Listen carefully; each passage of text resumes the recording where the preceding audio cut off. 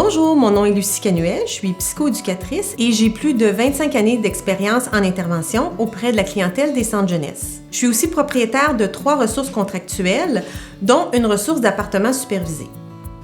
Les appartements supervisés sont ouverts depuis 1997 et ils offrent des services de soutien et d'assistance à 14 adolescents, adolescentes et mères adolescentes enceintes ou avec leur bébé qui sont âgés entre 16 ans et demi et 18 ans qui nous proviennent des centres jeunesse.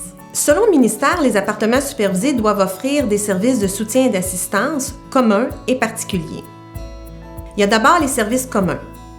Il y a ensuite les services particuliers dont le programme d'apprentissage à la vie autonome fait partie. Nous t'apprendrons à gérer les activités domestiques, telles que la préparation des repas, les achats, l'entretien de l'appartement, la lessive et la gestion des transports. Nous te soutiendrons aussi en regard de ton choix scolaire ou professionnel. Si tu en éprouves le besoin, nous pourrons t'administrer tes médicaments et t'accompagner lors de tes rencontres de suivi.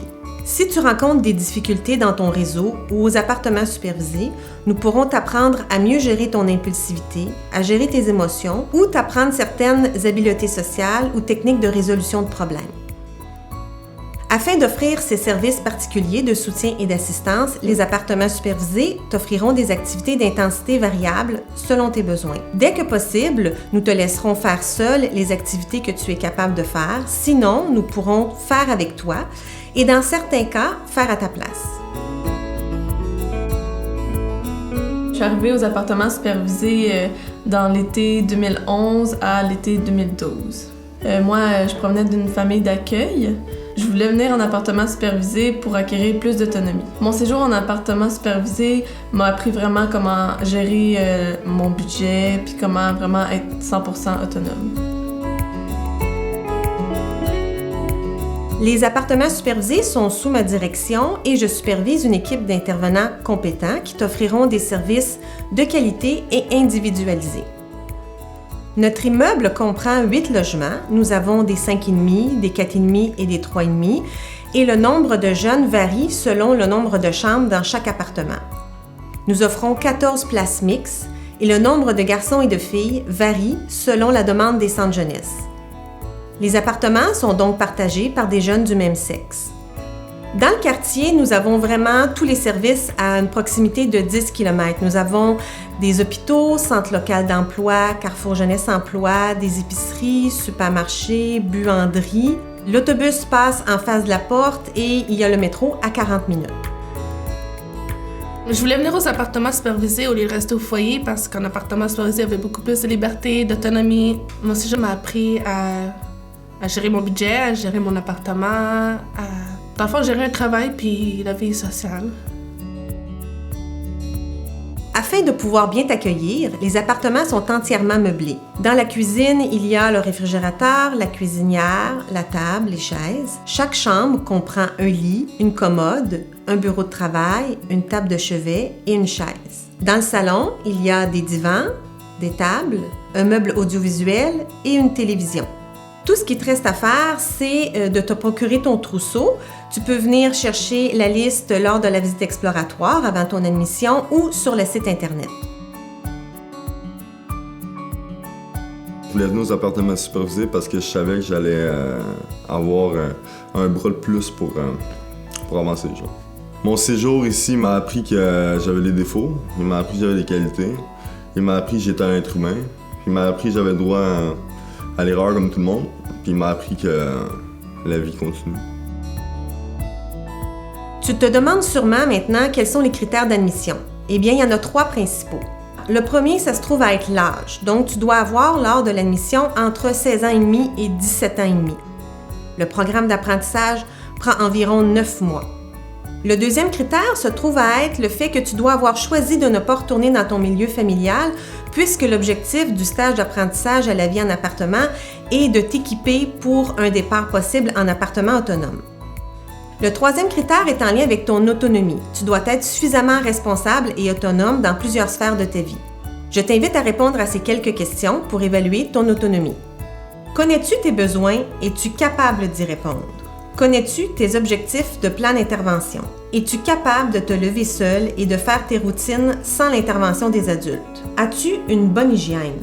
Peux-tu faire tes responsabilités seul sans avoir besoin d'être constamment surveillé par les adultes? As-tu fait un choix entre un projet scolaire et un travail? Es-tu capable de maintenir ce choix en étant ponctuel et régulier sans le support des intervenants? Es-tu capable de bien te protéger, de faire de bons choix d'amis? Si tu consommes, es-tu capable d'avoir le contrôle de ta consommation, c'est-à-dire qu'il n'y a pas de conséquences négatives sur ta vie? Lorsque tu es malade, vas-tu consulter ton médecin? Si tu dois prendre des médicaments, y penses-tu seul? Acceptes-tu de les prendre? Si tu as des suivis avec tes intervenants ou d'autres professionnels, respectes-tu les ententes? Si tu as répondu oui à la majorité de ces questions, tu peux parler de ton projet à tes intervenants. Si tu as répondu non, tu sais maintenant ce que tu as à travailler. Ce que j'ai trouvé le plus difficile, c'est vraiment d'avoir des restrictions sur les sorties. Maintenant, je suis aux études, j'étudie en technique de diététique et je suis conseillère en soins de beauté pour les cosmétiques Mary Kay. J'ai gardé contact avec mes intervenants, je viens les voir assez régulièrement quand j'ai le temps.